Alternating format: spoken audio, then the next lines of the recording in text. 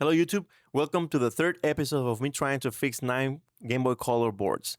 This one has a dark screen and several other issues. Let's see what we got.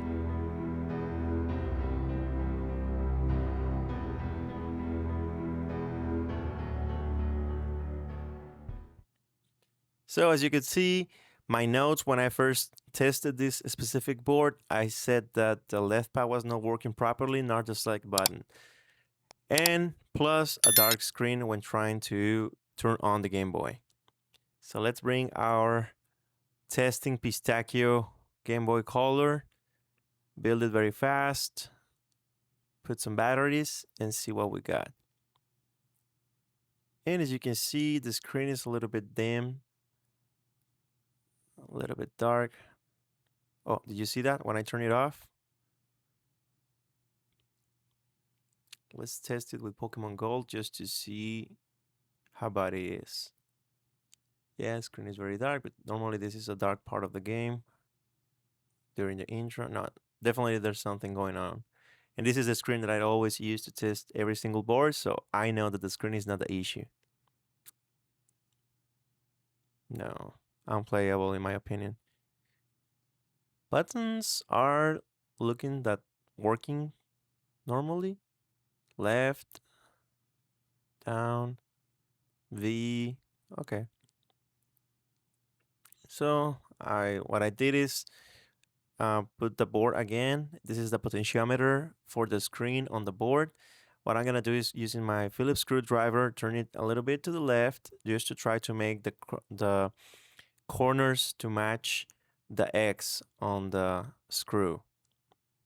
I don't know if that's clear enough. You just like to make a cross and have each one of the sides to match the corner of the potentiometer. Now let's put it back together and see what we got. Not good. Unfortunately, I filmed this a little bit off camera, but what I did is turn the screw a little bit to the right, the screw on the potentiometer, a little bit to the right, just follow the same formula, trying to match the corners to the cross. Now let's test it once again. And I think we got it. Look at that. Looks very good. Now let's test it with this super extreme cool game, Toy Story. Looks good so far. Let me see the screen. Huh. This takes a moment. Stranger Things. Huh. So anyways, let's go try to see if all the buttons work. Everything seems to be just fine. Pause works, which is the start button. Select doesn't work, but I don't think this game utilizes the select button, so I think we're good. B and the D-pad is fine. I don't know what I was when I was testing the first time this board. Now, in order for me to test the D-pad a little bit further, I'm gonna use Pokemon Gold. Let's watch the intro. Left down, right up. Works good. Select. Hey, look at that. That works too. The only one that it's a little bit funky is A, but the rest of the buttons seem to work just fine. So let me turn this off. Get the game out. Batteries out.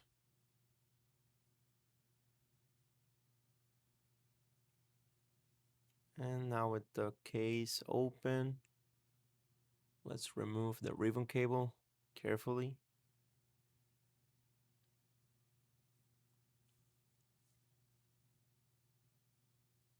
And I really like this. I really like how this board sounds, how it looks. It looks very good.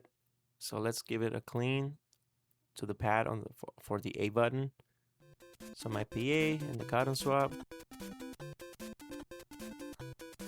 Super fast. dry it, put some deoxit, and use magic eraser. Looks very, very good to me. So now let's go with board number 2, as we already saw that number 1 works perfectly. I have a very good idea for that board. I'm gonna create a special mod for you guys to watch. This one says missing EM1 in the speaker, and I can also see that there was liquid damage, I think, on this side of the board. So let's test it once again. Put it into our Pistachio Game Boy, turn it on, and we got nothing. We got no power. Huh. Okay, so let's again open it.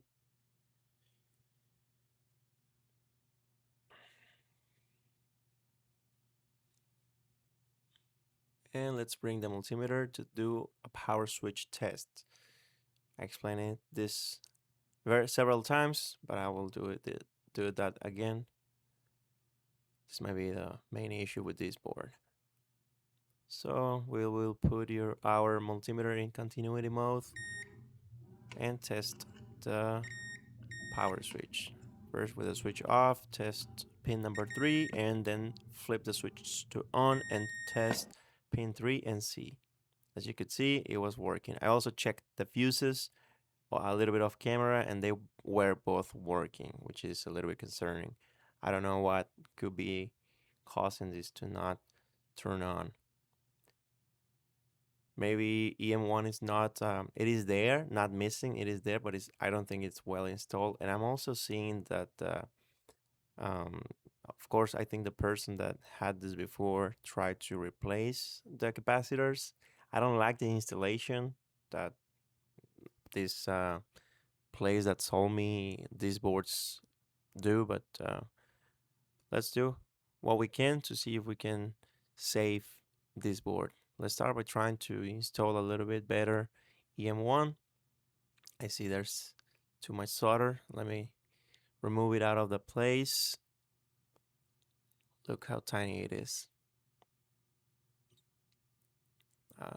Pads look fine under EM1.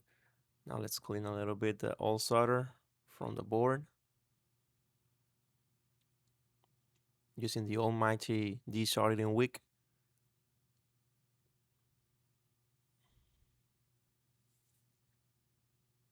Looks decent.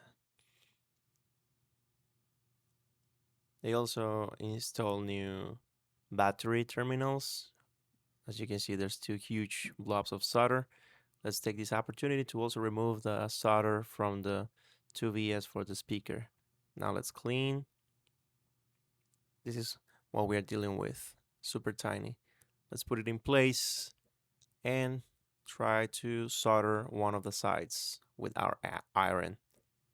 And a lot of patience, of course, and flux. Let's go back to the other side. Heat and touch with our solder.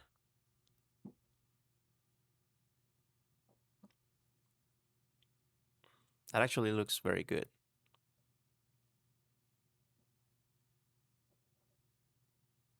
Now let's secure this other side very well and put some new solder.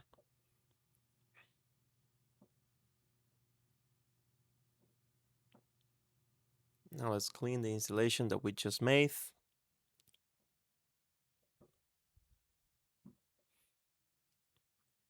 What could be the issue with this one?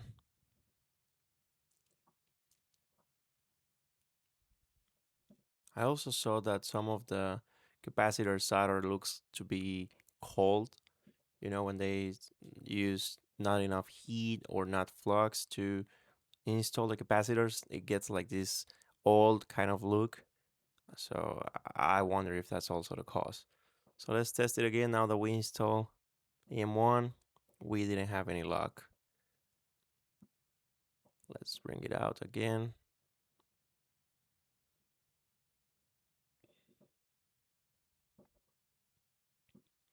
So I think what I'm gonna do now is remove the capacitors and install new ones to see if for some reason that fixes the issue. Like I said, some cold solder joints might also create issues on any board. So let's also have this opportunity to clean this excess of solder from these battery terminals. When I was doing this, I finally realized what I was fearing, and this it is pretty much that the damage for whatever liquid getting to this board is more severe than I thought on the beginning. As you can see, these vias are very corroded. I don't think there's a possible way to fix them at all. Oh.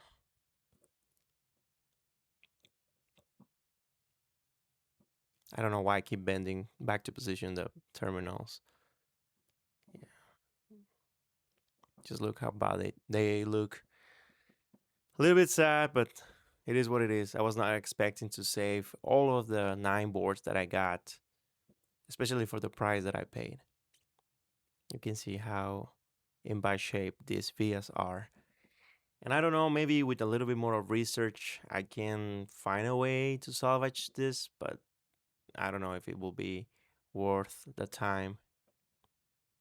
Just look how awful they are. What we can do now is just try to compare with the board that we fixed on the same episode to see if any of those vias connect to somewhere, and for some reason the one that we have right now is not making a connection to that same position. So let's flip them to the most damaged side, which is the side of the button pads. And I see this B as being very, very damaged. So let's compare. And we have continuity on the working board. Yes. Let's see. Nothing. Nothing. This one. Nothing at all. And nothing. So yeah, just as we suspected, this board, I think it will be, I would just put it as non-working. And I don't know, I might revisit this in the future by the end of the series. As of now, I need to do more research to see where these vias connect to and try to see if maybe we can um, put some jump wires or something. So see you in the next one.